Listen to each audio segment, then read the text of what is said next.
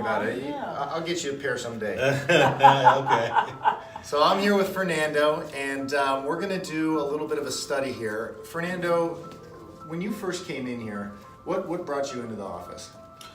I was getting anxiety attack, panic attacks, Okay. and when you get that, the blood pressure goes up, and you feel like you have no control. And what would that do for you when you're living your life? Was that affecting you at work? Was that affecting you at home? How was it affecting you? It was affecting me at home, not being able to sleep.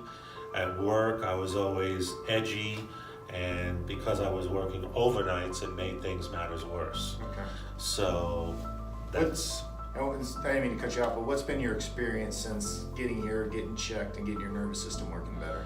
Well, getting my nervous system back in order, it calms you down, and now the anxiety level starts going down, and with that going down, your blood pressure starts going down and down and down to normal.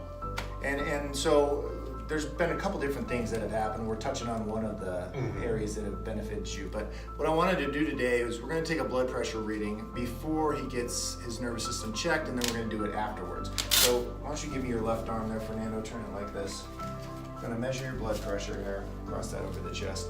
And typically if we were going to focus on making sure it was 120 over 80 or making sure it was very specific, we would have the blood pressure cup up higher, closer to the brachial artery. Obviously this is not where that is. It's closer to his wrist, which is okay for what we're doing, because what I'm trying to see is whatever his blood pressure is right now, we're gonna check him, get him corrected, and I wanna see if that blood pressure number drops after he gets checked. Because my theory is when the nervous system is working harder than it should, when you're more in a stressful state, that fight or flight state, your blood pressure is increased. And when we check and correct the problems in the nervous system, that actually reduces the stress there, and the blood pressure should lower. Is that relaxed on you? Yeah. Okay. So here's the blood pressure number for you guys at home. And that might be a reverse, but that's 150 on top and 98 on the bottom. Okay, Fernando, go face down for me. And again, the blood pressure number that I see there, I'm not gonna take that and say, oh, automatically high blood pressure or low blood pressure. Again, radial or distal from the heart, for further down the arm, that's not necessarily gonna be the most accurate measurement when it comes to the specifics.